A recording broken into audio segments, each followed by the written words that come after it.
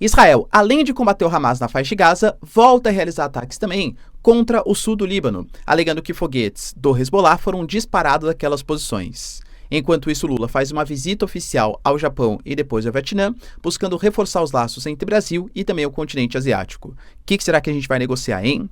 Falar um pouquinho também, galera, sobre o Trump, que anuncia que o caça F-47, o primeiro caça de sexta geração, o caça mais letal já visto, que o Trump alega ser o caça invisível, vai ser desenvolvido pelos Estados Unidos junto com a Boeing, inclusive num contrato estimado inicialmente em 20 bilhões de dólares e que muito possivelmente cada caça terá um orçamento próximo de 300 milhões de dólares. O que isso representa para a força política dos Estados Unidos, enquanto Trump alega que mesmo com o desenvolvimento desses caças menos modernos serão cedidos para os seus aliados, visto que eles podem se tornar seus inimigos em um futuro próximo. Para finalizar, pessoal, falar também sobre o Steve Witkoff, que é o representante dos Estados Unidos para a negociação da paz entre Rússia e Ucrânia, que faz uma série de declarações polêmicas, alegando que a Ucrânia já aceitou não participar da OTAN e também realizar novas eleições, que a Crimeia e Donbass são regiões russas e que o Putin é uma excelente pessoa. Será que isso significa então que os americanos apoiarão mais os russos?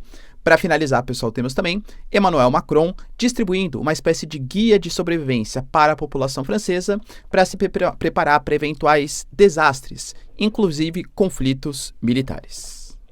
Se vocês querem entender um pouco mais sobre esses assuntos, e muito mais também sobre geografia, geopolítica, atualidades, política, polêmicas, enfim, tudo para você se manter sempre bem atualizado, já se inscreve no canal, deixa seu like e compartilha esse vídeo, que eu, professor Ricardo, conto muito com a sua ajuda. Belezinha?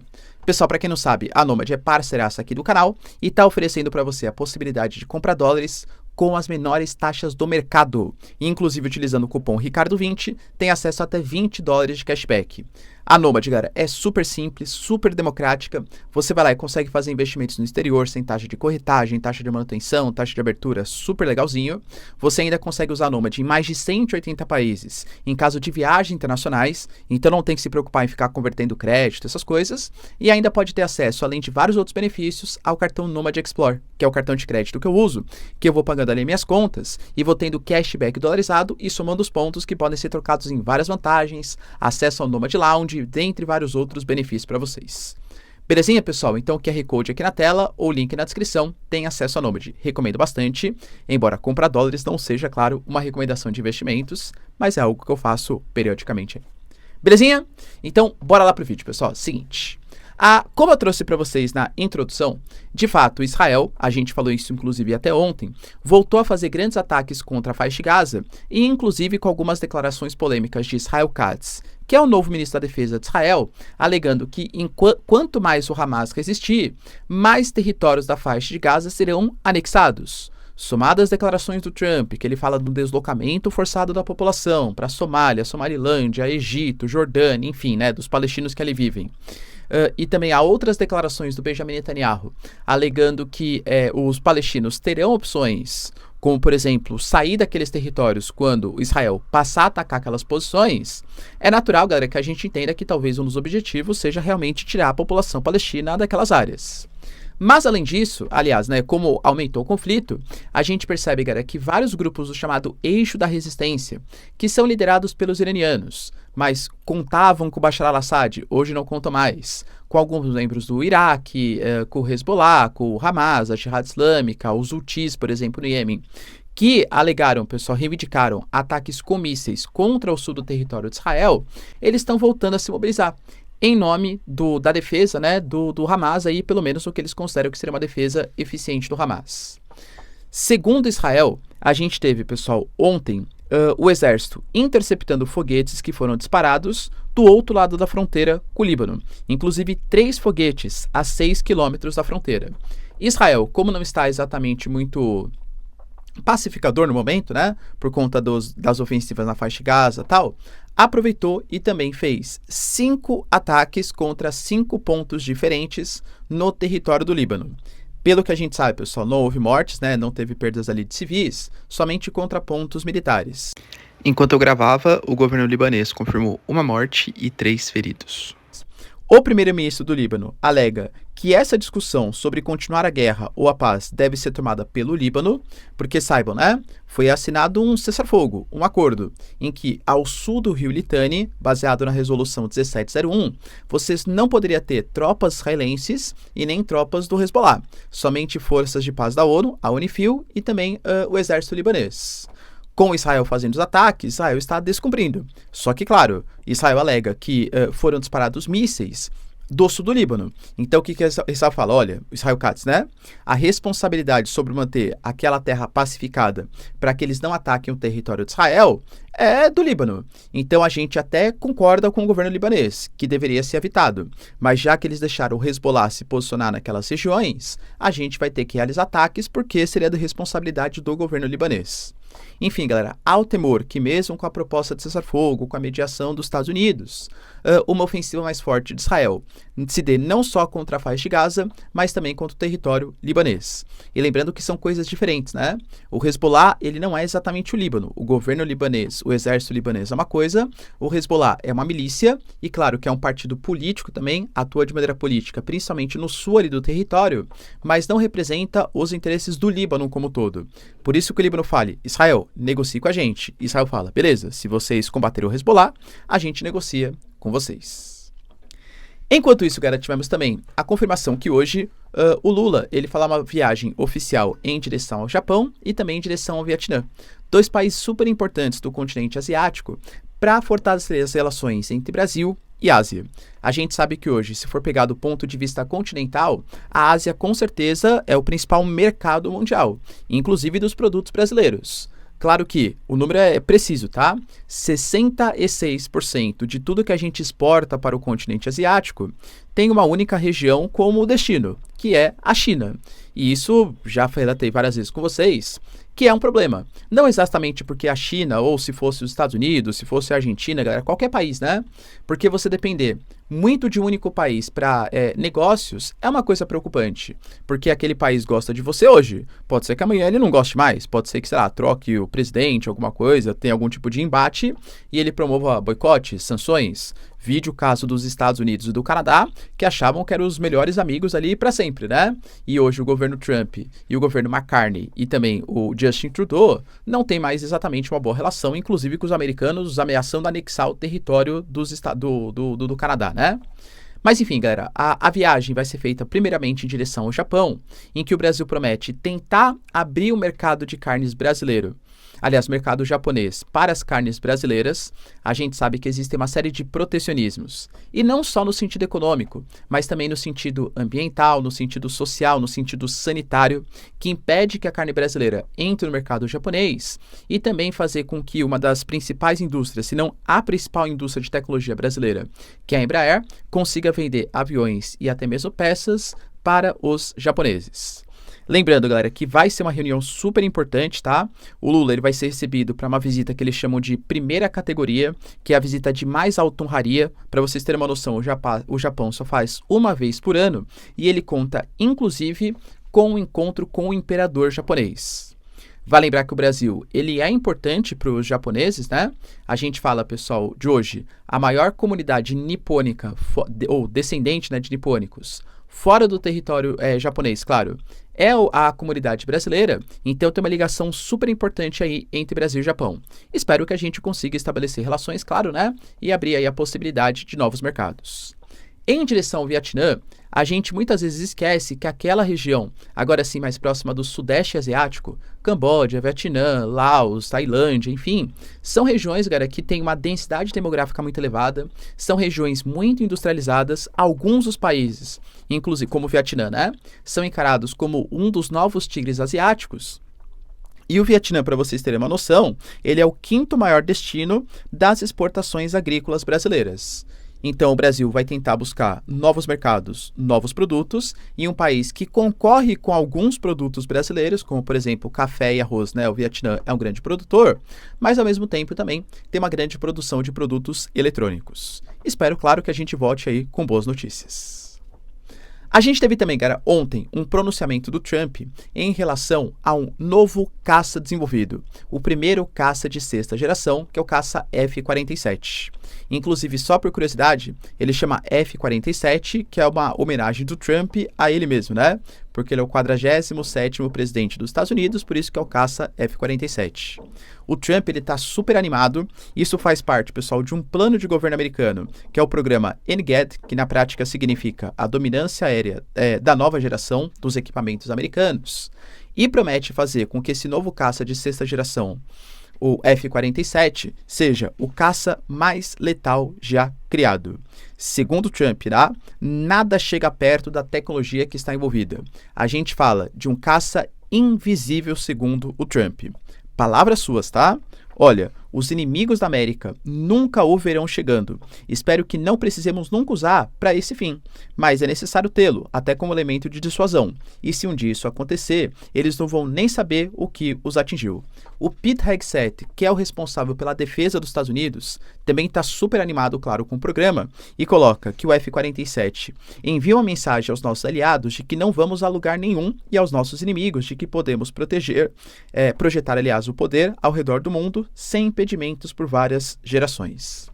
Hoje, a gente pode fazer, claro, tem relação custo-benefício, enfim, né? Mas o caça mais moderno que os americanos têm é o caça F-35, e esse, segundo o governo Trump, tá? Inicialmente o projeto feito com a Boeing, orçado aí em 20 bilhões de dólares, mas é só montante inicial, muito possivelmente para conclusão, maiores pesquisas, pode acabar na casa de centenas de bilhões de dólares. Estima-se que uma unidade vá sair no futuro cerca de 300 milhões de dólares. Lembrando que são números muito preliminares, porque tudo que tange a esse novo programa aéreo americano, né? A dominância aérea da nova geração, isso é tudo assim, considerado como ultra confidencial, ultra secreto pelos Estados Unidos.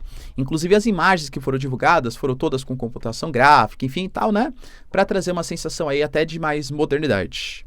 Vale lembrar, pessoal, que o próprio Trump garantiu que o elemento ele já vem sendo testado há pelo menos 5 anos, o que mostra também, né, uma capacidade aí de treinamentos, exercícios militares ultra secretos por parte do governo americano e, claro, que por parte dos outros governos também, tá? Vale lembrar, pessoal, também que o Trump, ele falou ontem que, no mesmo momento, né, que o caça de nova geração, super moderno, vai ser super furtivo, vai ter um ótimo custo-benefício, mas colocou assim, que é para os seus aliados não ficarem com grandes esperanças. Quando ele fala aliados, entendo que sejam, né, Europa, Japão, enfim, os seus aliados militares. Para não ter grandes esperanças, porque os Estados Unidos vai vender somente os caças que tiverem uma tecnologia um pouco mais defasada, porque não venderia os seus caças de primeira linha, porque sabe que nas relações geopolíticas as amizades nem sempre são muito perenes. Ou seja, hoje a Alemanha vende um caça F-47 para você, porque você é meu aliado. Daqui 5 anos mudam seus governos, muda a situação geopolítica, você vira um inimigo meu e eu vou ser obrigado a me defender de um caça aí que tem uma altíssima tecnologia. Em um momento em que a Europa está um pouco preocupada, né, com esse isolamento, com a possível retirada do apoio dos Estados Unidos da OTAN, eu diria que não é uma declaração que conforta muito aí os ouvidos dos europeus. A gente teve também, pessoal, uma entrevista super importante do Steve Witkoff, para quem não sabe, é o representante dos Estados Unidos para lidar com a questão da guerra Rússia-Ucrânia. A gente sabe que tinha sido nomeado o general Keith Kellogg para tomar conta, a Rússia não gostou muito da sua nomeação, até por uma reunião que ele fez com Zelensky, que aparentemente ele foi muito pró-Ucrânia, enfim, e o Steve Witkoff já falou algumas vezes no passado, né, que a Ucrânia, ela motivou o conflito, que na verdade a culpa é dos dois, que houve uma aproximação muito forte militarmente da Ucrânia com o Ocidente. Então, assim, são justificativas, claro, que a Rússia gosta de ouvir e prefere que o Steve Witkoff seja o representante do que exatamente o general Keith Kellogg. E ele deu uma entrevista ontem para o Tucker Carlson e falou assim, cara, assim, coisas sensacionais para a Rússia, né? Por exemplo, um dos pontos que ele falou é que os Estados Unidos, ele não pode continuar ajudando militarmente e economicamente os ucranianos, porque todo tipo de ajuda leva um aumento do risco de uso de armas nucleares. Falou também, cara, que segundo as conversas, é praticamente certeza que a Ucrânia já aceitou não fazer parte da OTAN e que também a Ucrânia ela vai realizar novas eleições, porque é uma das coisas que o próprio Estados Unidos pede e a Rússia pede também. Vai lembrar, pessoal, que deveriam ter rolado eleições ano passado, mas como a Ucrânia está numa situação de guerra, enfim, tudo que a gente sabe, a própria Constituição ucraniana garante que não pode ter um elemento eleitoral em conflitos, em estado de sítio, né, em declaração em estado de emergência. Ele falou também, cara, que ele conversou com o Putin e teve assim... Adorou o Putin, que ele foi 100% sincero, que ele foi direto, inclusive, né, fez alguns anúncios alegando que quando o Trump ele sofreu o atentado, aquele disparo, né, na sua orelha, o Putin foi até a igreja rezar e até fez com que um artista, um dos mais nomeados ali, né, mais importantes da Rússia, fizesse um retrato do Trump com uma forma de presente. Cara, olha que bonitinho, né? Tô brincando, claro, mas olha que beleza, que amizade bonita, né? Quando o Trump sofreu ali, o Putin foi na igreja rezar, fez um retrato e deu pro Trump. Amizade, né? Coisa bonita, tá bom? E falou, galera, também que Donbás e Crimeia são regiões de língua russa e que passaram por referendos, então é uma questão que está praticamente concluída. E aí, olha o posicionamento de novo, né? É o representante dos Estados Unidos para lidar com a paz Rússia-Ucrânia. Donbás e Crimeia realmente são as regiões que pertenciam, ou pertencem, né, enfim, foram invadidas, anexadas aí pela Rússia, que realmente tem a presença maior de russos, ou pelo menos de pessoas que falam russo. Só que a Ucrânia alega que foram territórios invadidos e que a soberania ucraniana não está em negociação, ou seja, que Donbás, Lugansk, Donetsk, enfim, todos os territórios têm que continuar na mão dos ucranianos. Segundo palavras do Steve Witkoff, não, ele tem certeza que Crimeia e Donbás são regiões que querem hoje pertencer aos russos. E ainda falou, galera, que um acordo no Mar Negro, a gente sabe que o Mar Negro ele é super importante para a exportação de grãos e de outros elementos também, e um boicote, ataques no Mar Negro, prejudica não só a Rússia e a Ucrânia, mas toda a circulação de grãos e alimentos no planeta, utilizando inclusive os alimentos como uma possível arma de guerra para pressionar a situação pela paz, que o acordo do Mar Negro está muito próximo. Mas alegou também que o acordo definitivo de cessar-fogo, talvez não de paz, mas de cessar-fogo, também estaria próximo. Galera, novamente, né? Essa entrevista do Steve Witkoff, representante, mostra assim um posicionamento dos Estados Unidos muito mais pró-Rússia, ou pelo menos com as pautas que a Rússia acha que são corretas, do que exatamente pró-Ucrânia. E para finalizar, pessoal, o governo francês, assim como o governo alemão já fez, assim como os Países Baixos também se fizeram, assim como a Suíça está lidando com a questão dos bunkers, assim como a Suécia também distribuiu uma cartilha, está distribuindo para a sua população um manual de sobrevivência, que fala como que a população deve lidar em situações extremas, como cyberataques, como desastres ambientais e, claro, a mais importante, que seriam possíveis guerras. É um manual que ele conta com 20 páginas e é dividido em 3 pedaços. A primeira parte fala sobre tudo que você deve ter ali, né? Para o seu kit de sobrevivência para que você consiga salvar você e também salvar a sua família, colocando ali, né? Que é importante você ter 6 litros de água por pessoa, que é importante você ter cédulas, por exemplo, dinheiro vivo, guardar os seus documentos, ter pilhas e baterias, fala até em carteado, né? Então, cartas, algum tipo de versão. Para montar como se fosse uma espécie de um bunker, né? Uma reserva ali alimentícia. Fala também, galera, sobre outras questões relacionadas à segurança e também na última parte coloca que é super importante ajudar as autoridades locais. Então, no momento que você já se sinta mais seguro, vê se os bombeiros, os policiais, os exércitos, enfim, estão precisando eventualmente de algum tipo de ajuda. Como eu falo, a França, Suécia, Suíça, Alemanha, Países Baixos, a Polônia, que talvez seja o caso mais grave de todos, né? Que eles estão fazendo, inclusive, anunciaram que vão treinar todos os homens adultos, militares ou não, para uma eventual guerra contra os russos. Será, pessoal, que a Europa sabe de algo que nós não sabemos? Deixa aí nos comentários, quero saber sua opinião. No mais, se vocês curtiram o vídeo, tamo junto, beijos, abraços e tchau, tchau.